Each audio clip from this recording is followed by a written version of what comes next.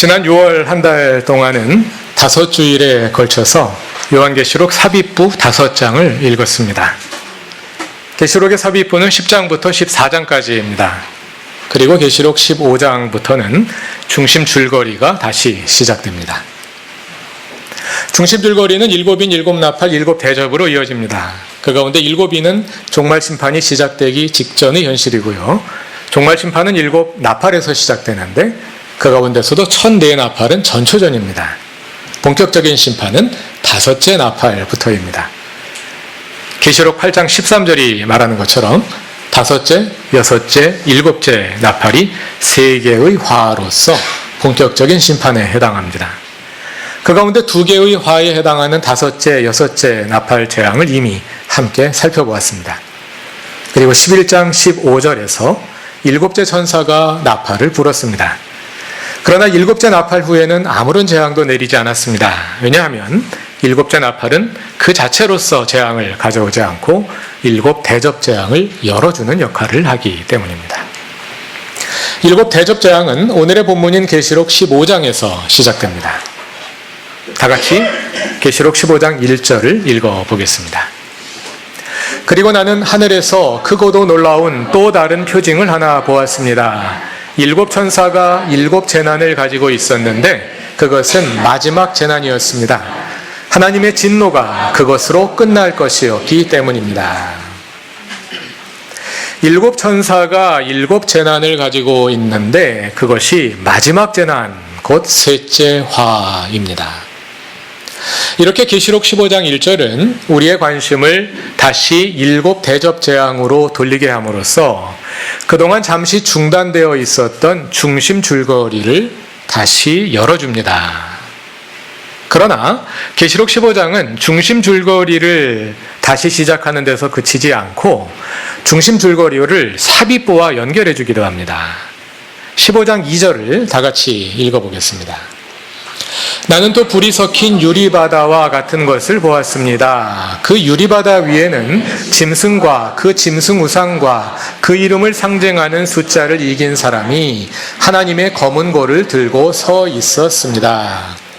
짐승의 권세를 이긴 사람들, 곧 짐승에게 경배하지 않은 사람들, 짐승의 이름 666의 표를 받지 않은 사람들이 등장합니다.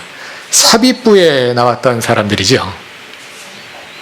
또 지난 주일에는 삽입부의 끝부분인 14장이 앞으로 이어질 심판을 미리 예고함으로써 삽입부를 중심 줄거리와 연결하는 것을 확인했습니다. 이렇게 계시록은 삽입부 끝에서 중심 줄거리를 예고하고 또 15장에서는 다시 삽입부의 내용을 환기하는 방법으로 두 부분을 견고하게 연결해주고 있습니다. 이런 기법을 가리켜서 도브테일링이라고 합니다. 가구를 만들거나 집을 지을 때 못이나 접착제를 사용하지 않고 재료들을 연결하는 방법인데요. 양쪽 접촉면에 요철 모양을 내어서 서로 맞물리도록 견고하게 끼워서 연결하는 것을 도브테일이라 하지 않습니까? 삽입부와 중심 줄거리를 그와 비슷하게 도브테일링으로 연결을 해놓은 것입니다. 다시 1절을 보겠습니다. 1절의 세번역 마지막 문장은 7대접 재앙을 예고하며 하나님의 진노가 그것으로 끝날 것이라고 말합니다. 계시록에서 하나님의 진노는 시모스와 오르게라는 2개의 헬라어 단어로 표현되는데요. 이 단어들이 앞에서는 안 나오다가 7대접 재앙 전후에 집중적으로 사용됩니다. 한번 확인해 보겠습니다. 다 같이 계시록 11장 18절을 찾아봅시다. 계시록 11장 15절 이하는 7째 천사가 나팔을 부는 장면인데요. 그 가운데 18절을 보면 하나님의 주 되심에 저항하며 분개하던 문민족이 주님의 진노를 불러왔다고 말합니다. 그 진노가 이제 7대접 재앙으로 이어질 것입니다. 7째 나팔이 7대접 재앙을 열어주니까요. 이번에는 14장 10절로 가봅시다. 짐승에게 경배한 자들에 대한 심판을 예고하며 하나님의 진노가 2번 언급되는데요. 앞에 나온 단어가 시모스이고 뒤에 나오는 단어가 오르게입니다. 이어서 14장 19절에도요. 다시 하나님의 진노의 포도주가 언급됩니다. 15장 1절, 지금 우리가 읽은 본문을 지나서 7절에서도 하나님의 진노가 언급됩니다. 16장 1절, 본격적으로 일곱 대접 재앙이 시작되는 16장 1절에도 하나님의 진노가 나오고요. 16장 19절을 보면 한 어구 속에 두 단어가 연이어서 언급됩니다. 세번역 16장 19절 마지막 문장을 보면 하나님의 진노를 나타내는 독한 포도주라는 말이 나오는데요. 원문을 직역하면 하나님의 오르게의 스위모스의 포도주 이렇게 되어 있어요. 하나님의 진노의 분노의 포도주. 이렇게 하나님의 진노를 가리키는 헬라어 시모스와 오르게라는 말이 이 일곱 대접 저항을 사이에 두고 아주 집중적으로 계속해서 하나님의 진노라는 말이 등장하고 있는 겁니다. 이 모든 구절을 통해 확인할 수 있는 것은 일곱 대접 재앙으로 귀결되는 바벨론에 대한 심판이 하나님의 진노의 표현이라는 것입니다. 이 지점에서 우리는 분노하시는 하나님에 대해 두려움을 느끼면서 동시에 두려움의 감정 저 밑바닥에서 한 가지 질문이 고개를 드는 것을 마주하게 됩니다. 진노와 분노는 격한 감정의 표현인데요. 하나님이 너무 감정적으로 심판을 하시는 것은 아닐까요?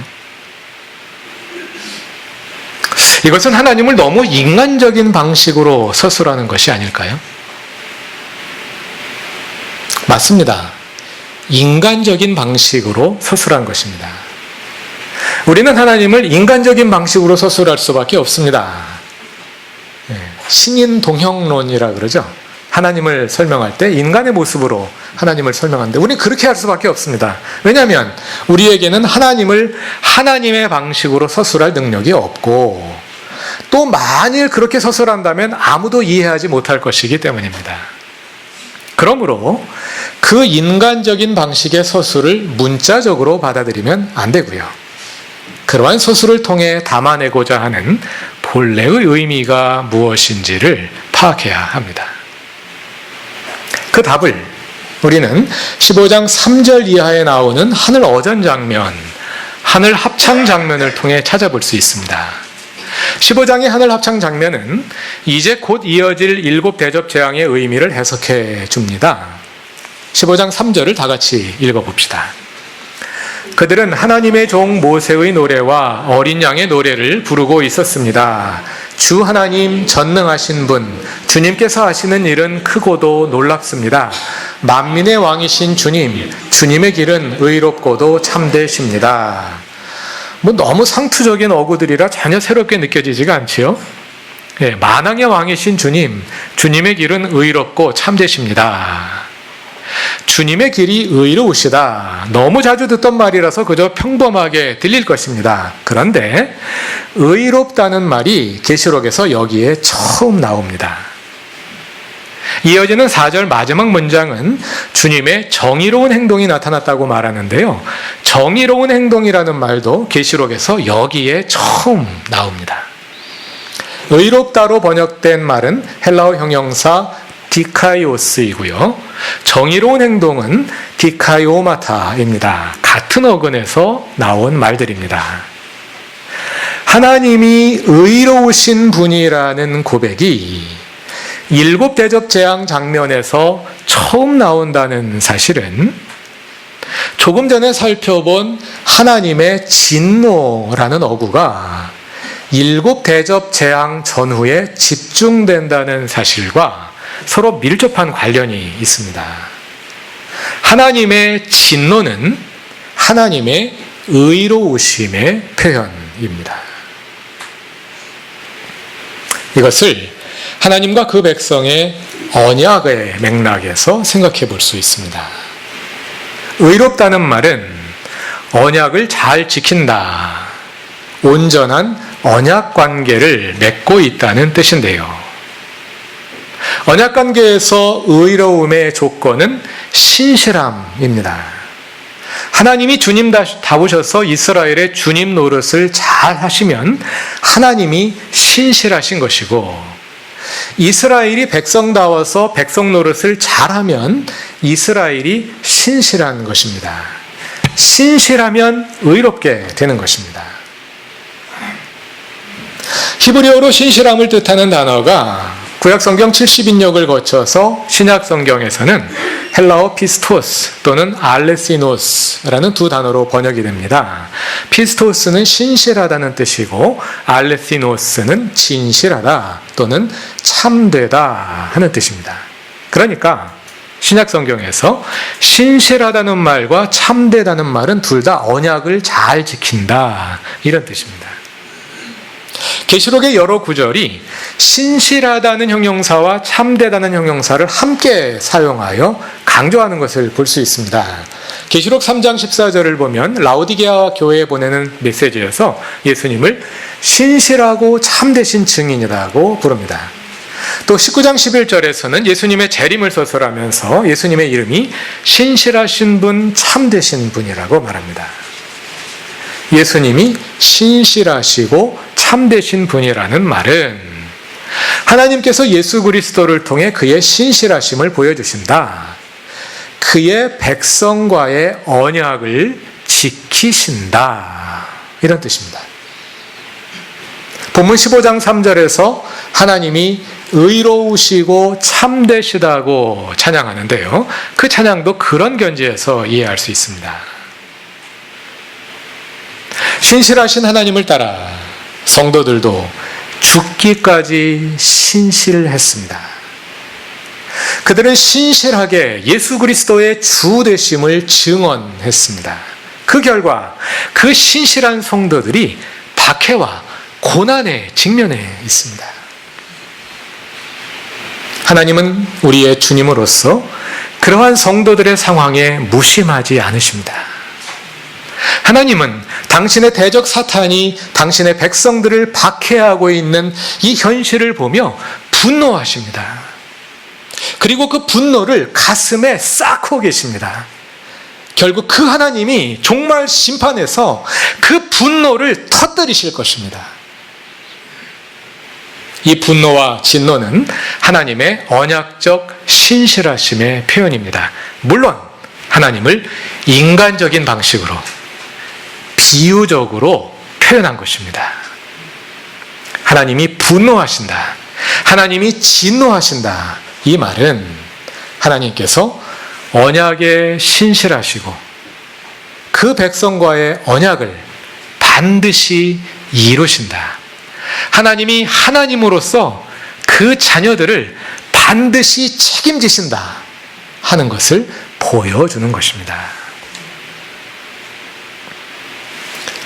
이와 관련된 것이 하나님께서 성도들의 원한을 풀어주신다 하는 개념입니다. 다 같이 계시록 6장 16절을 찾아봅시다. 우리가 반복해서 그 지점으로 돌아가곤 하는 계시록 종말 심판의 원점이라고 할 수 있는 구절인데요. 다섯째 인을 뗄 때 제단 아래에서 순교자들이 탄원하는 장면입니다. 그들은 우리가 얼마나 더 오래 기다려야 하나님께서 우리가 흘린 피의 원한을 풀어주시겠습니까? 하고 탄식합니다. 참 부담되는 용어이지요. 원한을 하나님 언제 우리의 원한을 풀어주시겠습니까? 여기에서 원한을 풀어주다로 번역된 헬라어 동사 액디케오에 대해서 전에 설명드린 것을 아마 기억하실 것입니다. 액디케오는 의를 뜻하는 어근 디케에 그 앞에 무엇으로부터 out of를 뜻하는 접두사 에크를 더해서 만든 동사입니다. 그러니까 영어로 그대로 옮기자면 out of justice가 되겠습니다. 의로부터 뿜어져 나오는 행동, 그것이 액디케오입니다. 그것을 원한을 풀어주다로 번역하는 것입니다. 보통 원한을 풀어주다로 번역이 됩니다. 그런데 그 단어의 어원을 찾아보면 의로부터 뿜어나오는 행동이다. 그런 뜻이 되는 거죠. 의로우신 하나님, 그분의 백성과 언약에 신실하신 하나님께서 당신의 백성을 박해하는 자들에게 그들의 주님으로서 의를 실현하신다. 정의를 실현하신다 하는 뜻입니다.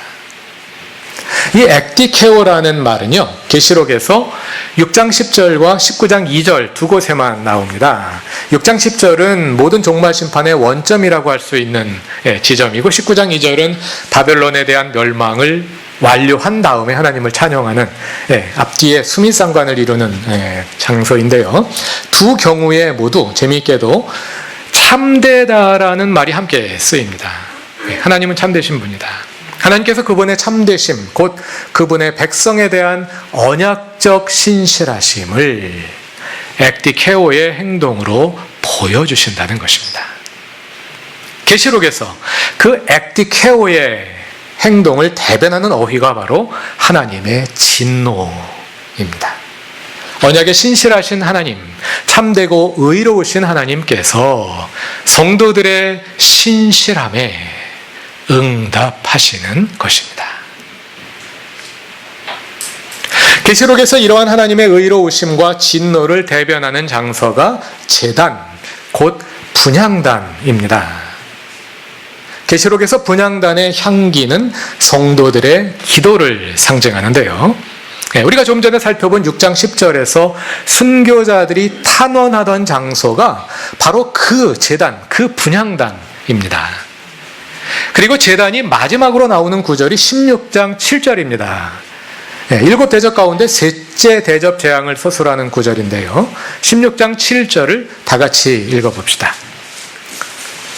16장 7절입니다. 또 내가 들으니 제단에서 그렇습니다. 주 하나님 전능하신 분 주님의 심판은 참되고 의롭습니다 하는 소리가 울려 나왔습니다. 제단은 순교자들이 탄원하던 곳입니다. 그래서 계시록에 제단이 등장할 때마다 우리는 하나님 언제 우리의 원한을 풀어주실 것입니까? 언제 엑디케오 하십니까? 하는 탄원을 떠올리게 되는데요. 마지막 심판인 7 대접 재앙이 진행되는 가운데 제단으로부터 주님의 심판은 참되고 의롭습니다 하는 외침이 울려 나오는 것이죠. 그것은 제단 아래 있던 순교자들의 음성입니다. 그들의 탄원에 응답하신 하나님의 의로우심과 신실하심을 찬양하는 것입니다. 오늘은 계시록에 언급되는 하나님의 진노를 하나님의 의로우심, 곧 그분의 언약적 신실하심과 관련하여 살펴보았습니다.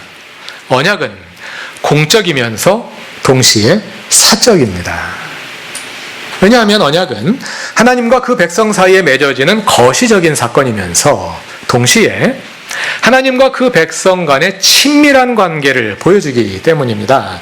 그래서 언약 관계는 왕과 백성의 관계로 이렇게 거시적인 관계로 비유될 뿐 아니라 아버지와 딸, 목자와 양, 남편과 아내, 신랑과 신부와 같은 사적인 관계로 비유되기도 하지요. 우리가 요한계시록을 읽으며 진노와 분노 같은 감정적인 언어 또는 원한을 풀어주는 것과 같은 어찌 보면 편향적이라고 이해될 수 있는 그런 행동으로 하나님의 심판이 서술될 때 당혹감을 느낄 수 있습니다. 그러나 그것은 계시록이 하나님의 행동을 언약의 언어로 인간적인 방식으로 서술하기 때문에 나타나는 것입니다. 우리의 아버지이신 하나님께서 당신의 자녀들을 박해하는 자들을 결코 그만두지 않을 것이다. 좀만 기다려. 너희들 다 죽었어. 말하자면 이런 식의 서술인 것이죠. 그러한 배경을 잘 이해하고 나면 계시록에 나오는 하나님의 진노와 분노 또는 원한을 풀어줌 같은 언어들이 오히려 계시록의 하나님을 우리와 더 친숙한 분으로 만들어주는 매개가 될 수 있습니다. 하나님은 우리와의 언약에 신실하신 분입니다. 그래서 하나님은 사랑하는 그분의 백성들, 당신이 생명을 주어 창조하신 자녀들을 결코 잊지 않으십니다. 우리가 이 땅에서 하늘의 기쁨을 안고 살아갈 때 하나님은 우리와 함께 우리보다 더 기뻐하십니다. 그리고 우리가 그분을 위해 고난당할 때 하나님도 함께, 아니 우리보다 더 속상해 하십니다. 그리고 그러한 우리의 고난에 반드시 개입하실 것입니다. 그 하나님이 우리의 하나님이십니다. 그 하나님께 소망을 두고 살아갑시다. 하나님을 가까이 하고 날마다 주님과 더 친밀한 관계를 맺어나가며 소망 가운데 주님을 기다리는 그루터기 교회의 모든 성도들이 되시길 바랍니다. 다 같이 기도드리겠습니다. 하나님의 자녀인 우리를 잊지 않으시고 우리에게 늘 신실하신 하나님, 주님은 오늘의 삶 속에서 우리와 함께 하실 뿐 아니라 장차 이 역사에 친히 개입하셔서 주님의 의로우심을 이루실 것입니다. 그 하나님을 바라보며 계시록의 성도들은 죽기까지 신실했습니다. 우리도 늘 주님께 신실하게 하소서. 주님을 본받아 선을 행하는 기쁨을 누리게 하시고 고난 가운데서도 우리를 아시는 주님을 기억하며 하나님의 주 되심을 이루어 가게 하소서. 예수님의 이름으로 기도드립니다. 아멘.